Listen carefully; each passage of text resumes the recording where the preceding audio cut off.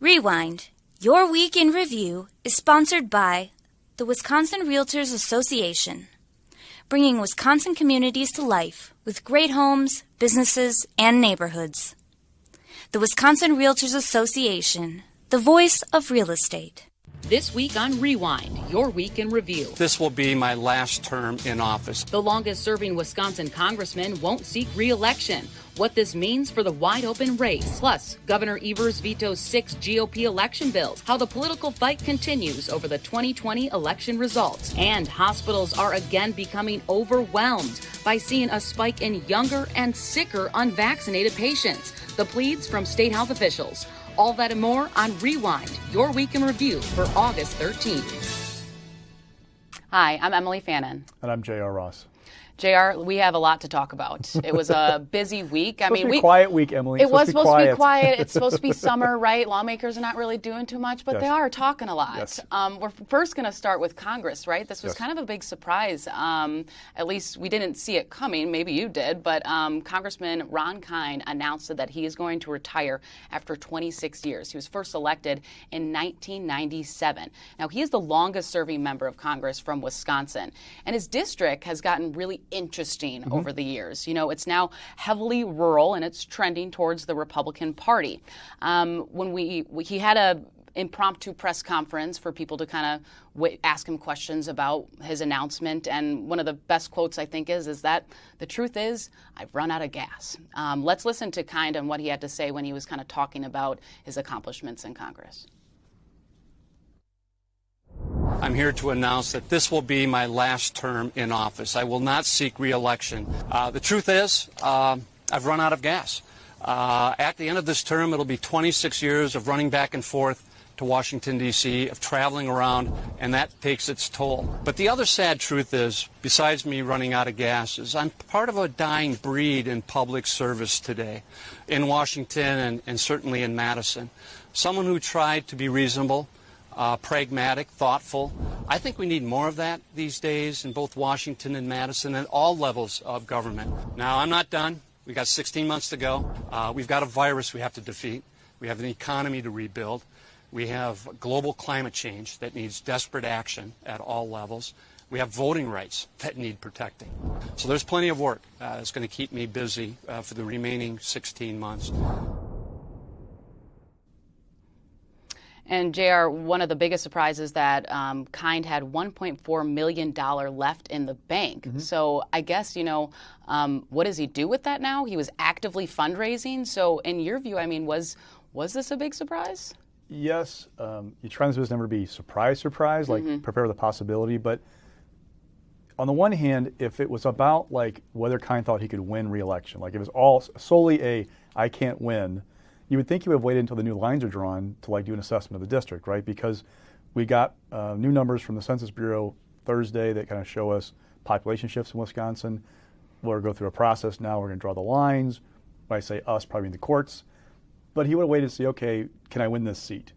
And the fact that he did it now suggests it wasn't solely about that. Now, on the flip side, in talking to some Democrats, they pointed out maybe it wasn't about winning or losing, but it was about the fire, the passion, the fire in the belly, they call it in politics, to put up with 14 months of getting the snot beat out of you. Because remember, there have been stories about him owning a building in La Crosse that rents to a massage parlor. There have been ad campaigns since January about everything that Pelosi has done in Congress. He's going to get beat up. He was one of the most, let's just say, he was one of the most targeted candidates Absolutely. in the 2020 second. Because Trump won that district by 4.7 points in November, which is an improvement on his performance in 2016. Kind beating Derek Van Orden by 2.7 points, which was his closest race since 1996, when he won the first time. You saw Kind was ramping up the fundraising, so he was doing more emails and doing stuff like that. The impression I got from talking to people this week was that this was a recent decision where he and his wife said, okay, do we want to do this? Because if you're going to really do this, you're going to start staffing up. It means lots of college kids moving to your district to kind of like work the intern shifts on your campaign. Didn't want to do that to people and said, no, I'm going to pull the plug. Now the question is, who runs in his place, and is this Van Orden's race to lose? Right, and let's pull up that graphic again, because we do have some idea that you talked to State Senator Brad Pfaff, who is interested in it, and WEDC's Rebecca Cook. Those are the two that you got kind of some feels about that might be throwing their hat into this very competitive race. Talking to Democrats, those are names that came up. Now, Brad Pfaff is an obvious one because he just won an election to a state Senate seat in La Crosse area just in November. He was an aide to Kind way back when, so he's got some name IDs, run before, he's raised money. Rebecca Cook is a businesswoman out of Eau Claire.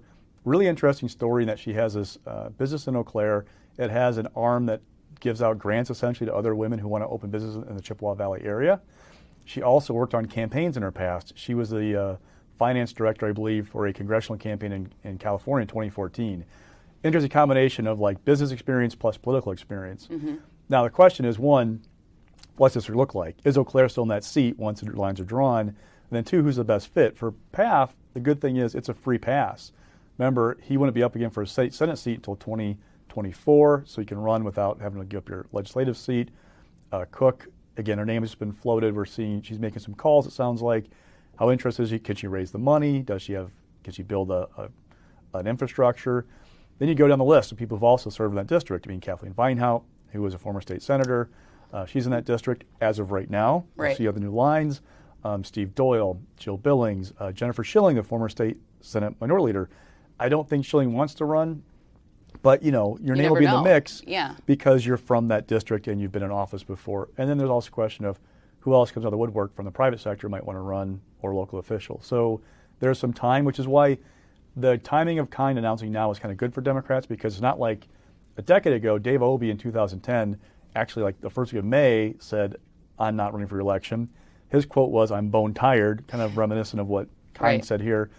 But he left, the filing deadline was July 13th that year to run. So you had like basically 6 weeks to find somebody. They've now got several months. There's more time. That's good. But really, if you look at this race objectively, Van Orden's in very good position.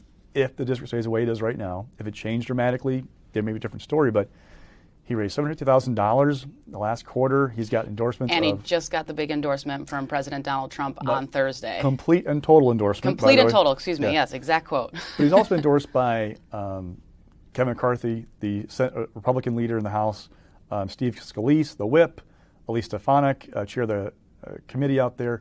I mean, the entire GOP infrastructure is getting around Derek Van Orden. So suggests, because I asked some people, they're like, well, will another Republican run? Because now it's an open seat. And this is like a once-in-a-lifetime chance. I mean, Kind got elected in 96. Before him was Steve Gunderson, a Republican who'd been there for a long time. Like, this is not a very often occurrence of an open seat in the third. Mm-hmm.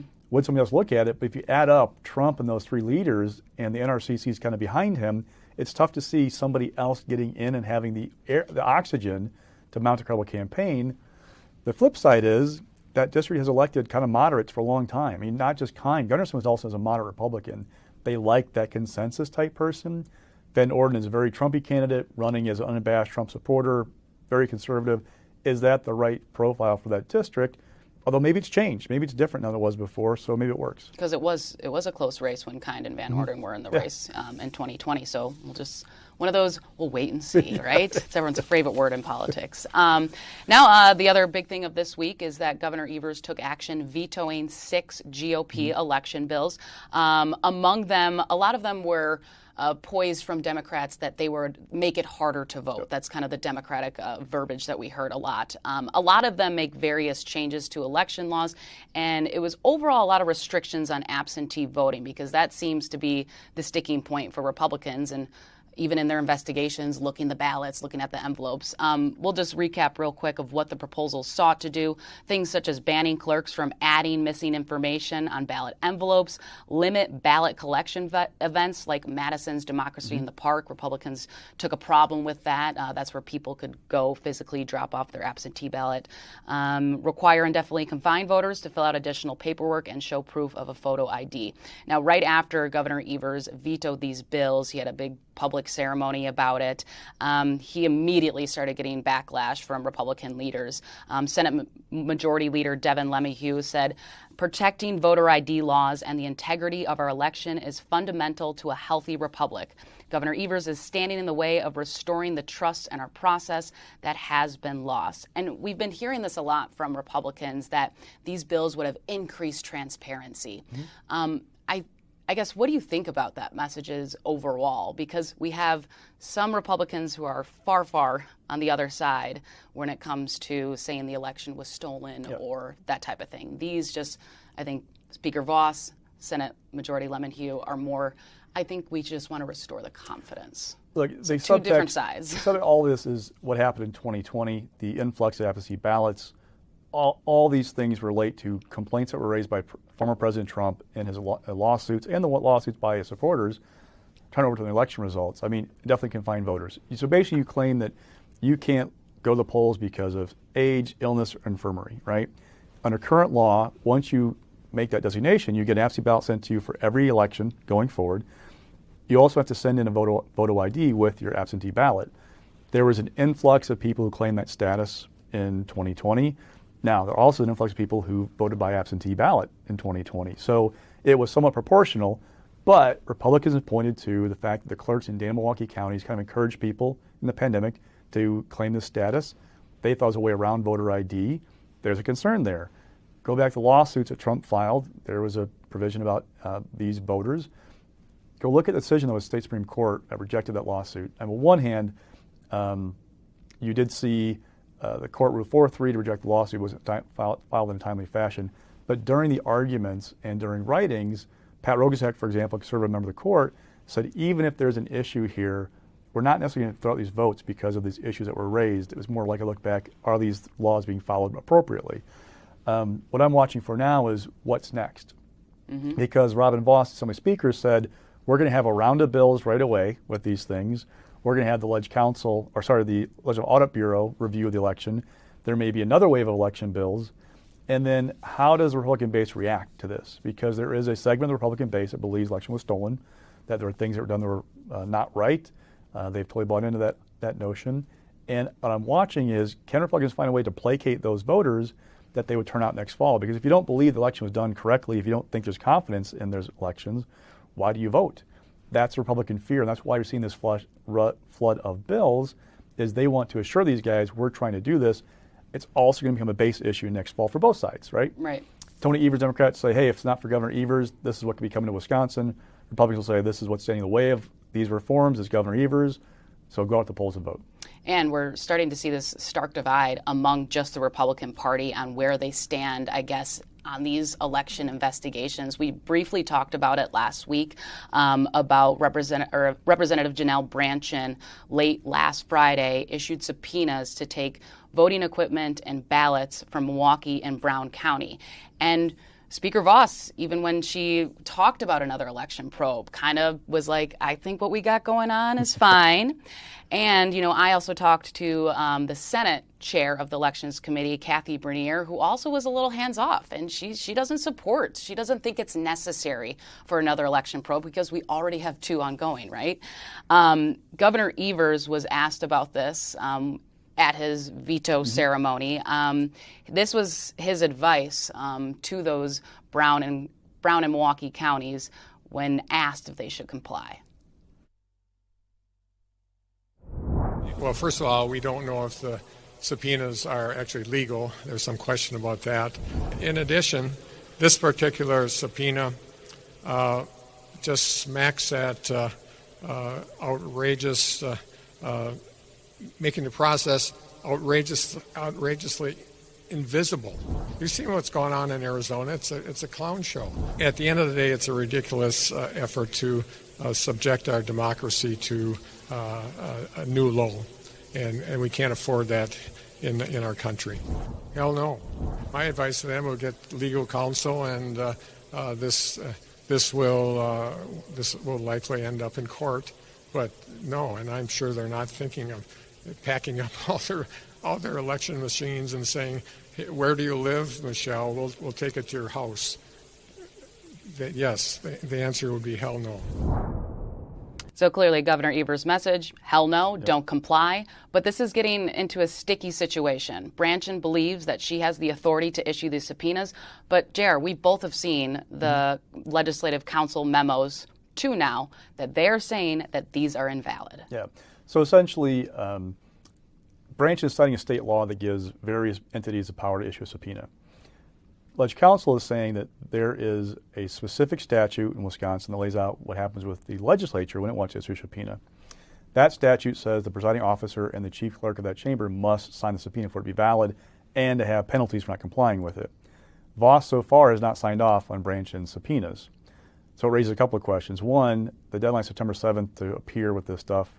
What happens if Milwaukee and Brown counties don't show up? They haven't told us yet what they're going to do. They said they're reviewing the subpoenas. Two, if they don't show up, will then we see the legislature file a lawsuit to go to court? It begs the question of how committed Robin Voss and Assembly GP leadership is to what Branchen is doing, or is there a divide? It's been interesting that Voss has not commented directly on Branchen's subpoenas. Now, he issued a statement late yesterday about Michael Gableman, who is like the second of the three investigations, right? So we have Audit Bureau doing a review of how the election was run. We have Branchen's committee doing this review, which, remember, Robin Voss tasked this committee with doing this review last December, but had a different chair at the time than Branchen replaced Ron Tussler. Investigation 3 is Michael Gableman, former Supreme Court Justice, did a secret election in 2018. He's now been hired $11,000 a month to do this probe of 2020. Gableman, he's had a lot of recent trips, yes. I guess we can talk about, and how, I guess, how his investigation is going so far. You know, we haven't heard a lot about what he wants to find, but he just made a trip to Arizona, which a lot of Democrats call the circus when it comes to their cyber ninja forensic audit of what they're doing down there. And then he went to South Dakota, where Mike Lindell, the MyPillow CEO, is having a symposium, which has also been criticized for being engaged in conspiracy theories. Don't forget, Mike Lindell faces a $1.6 billion, I believe, lawsuit from Dominion voting machines against him, Sidney Powell, and some others who claim that they rigged the election, essentially. So that's going on. So Gableman's at those two places. Now remember, Democrats have questioned the validity of Gableman's investigation, period, thinking this is a little bit over the top. It was announced that Voss had hired Gableman at the state GOP convention. That's some partisan overtones. This isn't helping the Democratic reaction to what Gableman's trying to do. Now, former President Trump, late yesterday, issued a statement praising Janelle Branchen, that she was a great patriot. He really backs her efforts, raised some questionable allegations about Wisconsin, what happened in 2020, and made a statement to the effect of he hopes Robin Voss does not stand in the way of what Janelle Branchen is doing. Now, Voss issued a statement not long after that saying he would be open to signing a subpoena for Michael Gableman. Did not address the subpoenas from Janelle Branchen. Mm-hmm. So again, what's Voss going to do if and when Milwaukee and Brown counties don't show up September 7th? The whole thing about the big takeaway, big picture of this whole thing is we are in a situation where Republicans are seeing this thing kind of spin out of control a little bit, right? They want to address that part of the base that thinks the election was stolen, there's something awry. But how do you do that without alienating the people who are going, we want to get past this, we want to go beyond, 2020 was over, it's time to move on, looking forward to 2022. If you're seen as obstructionist, some people tell me, that part of the base will never buy into what's going on and will be unhappy. So how is Robin Voss not being obstructionist to what Janelle Branchen is doing, how this whole thing's spin out of control and alienating those moderate voters, those Republicans who kind of fled the party because of Trump? Mm-hmm. How are you going to come back if you're engaging in conspiracy theories? Right, and Speaker Voss is once again kind of not feuding, but in this conflict with President Trump, right? He always will need that support and that base. But, this is the second time that, President Trump he called him out not too long ago that he's not doing enough to investigate this, and now he's bypassing Voss, one of the top Republicans in Wisconsin, and praising Branchen instead. So like what you said, I mean, will Voss cave into this? Will he sign the subpoenas? We just don't know. But I think it's that fine line of where are you on this spectrum? Are you everything was stolen? Well, Voss doesn't think that. He just wants more integrity in our elections and restore confidence. So, there's a legitimate conversation we had about, the Election Commission advice to clerks about filling in missing information in the absentee ballots. Envelopes, we don't, I'm not a lawyer. Maybe they went too far. And definitely confine voters. Should there be changes to how that law is applied? Maybe. You can have a conversation like that. Mm-hmm. The conversation we had right now is not going to be productive in having an answer to that question. It's going to be either all or nothing for both sides, and we're going to be stuck with whatever happens in 2022 will dictate if we see changes in election laws in Wisconsin. And real quick, you talked to Gableman after one of these trips. I guess there's a lot of people wondering, well, what does he want to find? And he's not really giving a lot of specifics, right? I asked him about, going to Lindell's thing, for example, when Mike Lindell believes that President Trump was going to be installed as president as of today, essentially. Like, he spread that theory, right? That there have been all these people complaining that this is really a conspiracy theory-laden event. Why are you there? And he said, he compared it to a law enforcement investigation where you don't just talk to the victim of the crime, you talk to the perpetrator or alleged perpetrator as well to get all sides. Trying to separate the wheat from the chaff, find out what he needs to be looking at. If these guys in Arizona and South Dakota found things they should be looking into in Wisconsin, he wants to know. But right now, Voss had hired 2 part-time investigators. They both quit. Gableman is looking, he told Gableman he could have more resources, more people to help him with this. We don't know the end game. And that's the thing about this. What is the end game? And we don't have one in politics. And when is it going to happen, right? I mean, the longer this goes on, the longer this debate will continue. Original contract, $11,000 a month for 4 months. It ends in October. But you can always add new contract language or extend it. So we shall see. Right. Now let's shift over to the Marquette University Law School poll. It's the first time we're getting a glimpse at this statewide poll since October. Some of the key takeaways is that the support for U.S. Senator Ron Johnson is slipping. 35% viewed him favorably, 42% unfavorably, and always interesting that 23% have no opinion about their U.S. Senator. And when I spoke to actually poll director Charles Franklin, too, he pointed out this is one of the lowest job approval ratings for Johnson since 2015. But we don't know if he's running yet. It's still very early. Things can change depending on how he runs his campaign. We don't know. As for Governor Tony Evers, he's remained steady throughout his job approval compared to the last 2 previous polls. First, let's just talk with Senator Ron Johnson. I mean, do you think he's in any hot water here? We know he's been making a lot of headlines lately when it comes to the pandemic and the infrastructure bill and whatnot. Feedback I got was he's not helped himself the last 9 months in terms of like spreading out beyond kind of that Republican core base. And the Republicans aren't happy with Ron Johnson because of where he's going. He is embracing the full Trump method of campaigning in Wisconsin, like being contrarian. Got a whole new staff too. Yeah. Being contrarian about things like COVID-19, about the January 6th attack on the Capitol. He's taking a contrarian stance. In his mind, he is just asking questions. To critics, he is fueling conspiracy theories and misinformation. He's not expanding that base. Now, next fall could be a total base-on-base election, right? It could be who's motivated. Maybe he thinks that's the way to go. Trump obviously did very well in Wisconsin. I mean, he's the first Republican to win Wisconsin since Ronald Reagan. So he did something right? He drove turnout in rural areas. So there's a theory that if Johnson can engage those rural voters and keep the 16 voters he had in the suburbs, he'd be in good shape. But the suburban vote has changed in Wisconsin since 2016 Quite a bit. because of Trump. So big question if you can do that. And the thing with the people that have an opinion about Ron Johnson, that's not uncommon with U.S. senators because they spend 6 years in office and they're out in D.C. I mean, even Tammy Baldwin, who just ran, 3 years ago? Yeah. She's like 20% didn't have an opinion about her. So it's not too uncommon. That's what Charles said, too. It's like that the no opinion is, Tammy's also floating in the 22 because also, Ron Johnson does a lot of national news interviews. And if you're not watching Fox News or MSNBC, rarely on CNN, but the difference between the two of them that's is, why you can't maybe see it. The difference is that if you check like local headlines in Wisconsin, whenever they're on recess, Tammy Baldwin is in like small town Wisconsin, small media market Wisconsin, doing stuff all the time. And it may not seem like much to the average person, but by doing that, she is building a reputation where when people see an attack ad against Baldwin, they say, well, I just saw her at a dairy farm in Wausau, like a month ago. That's not Tammy. Ron Johnson does stuff around the state, doesn't promote it very well, and is more prone to be on national TV doing that, which you're not getting much of an audience in Wisconsin. There's his issue.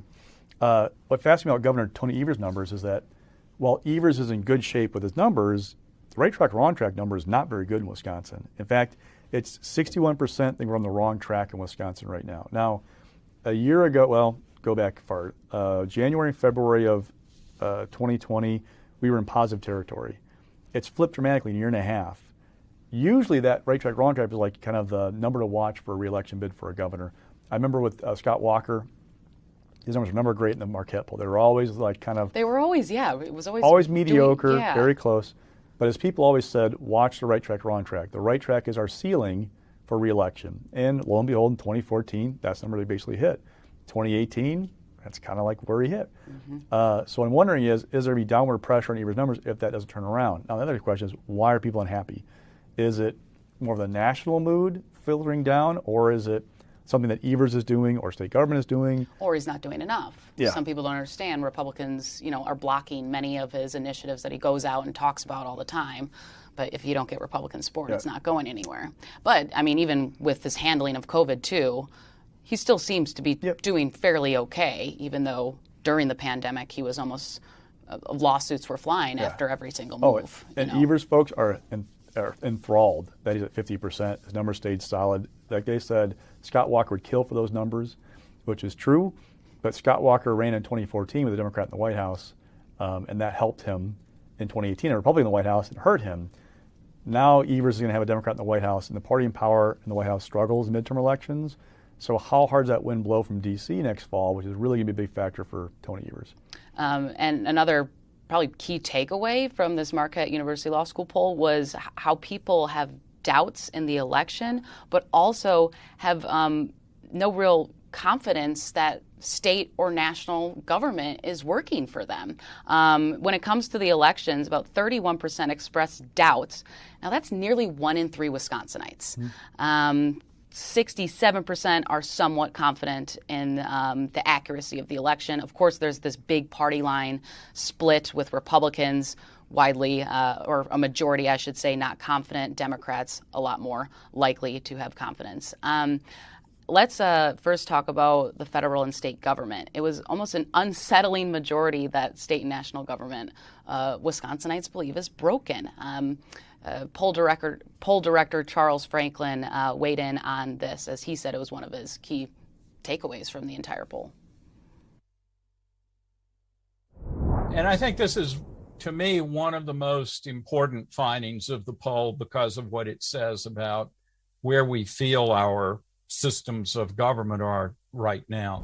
We asked half of the sample if the government in Wisconsin is working as it was intended or if it's broken.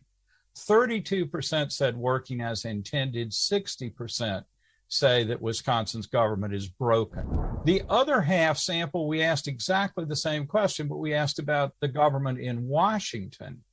And with that question, just 10%, 10, say it's working as intended. 84% say the government in Washington is broken. That is a very depressing number. Wisconsin's depressing enough, but Washington is far worse. To say it's broken is a pretty stark statement. And for 84% to say that of the country as a whole, that's very, very unsettling. So a lot to unpack in that Marquette University Law School poll. We're going to quickly just recap. The other big talker that's not going away anytime soon is COVID-19. Earlier this week, I did a report that Wisconsin is now ranking 4th worst in the country for the 14th day trend. And as of Tuesday, Wisconsin's 7-day average stood at over 1,000 cases. That's up from 75 in July. So things are getting much worse. There's a lot of pressure on people to act and to do things. Even the Delta variant is just creating new hurdles for a lot of state and local officials. Let's first hear what DHS Deputy Secretary Julie Van Dyke had to say about how just deadly and concerned she is about this new variant. As the governor said, the Delta variant is here in Wisconsin and spreading throughout our state. The Delta variant is a whole new game because it is highly contagious, much more contagious than the original strain of COVID-19. If you are unvaccinated and exposed, it's not a matter of if you'll get it, it's when. We need to achieve at least an 80% community vaccination rate. Vaccines are safe and effective, and they will protect you from serious illness, hospitalization, and death. The vaccines work. Getting vaccinated, wearing masks, and following the science will make it possible to protect ourselves and our communities and to move Wisconsin forward. And during that COVID briefing, Governor Evers has been asked this. I've been asking him this several times on what he's going to do when it comes to vaccine mandates for state workers. He said he is going to make a decision by next week. So that's one thing that we might be talking about in the following weeks. JR, thanks so much. For now, I'm Emilee Fannon. I'm JR Ross. Thanks for joining us.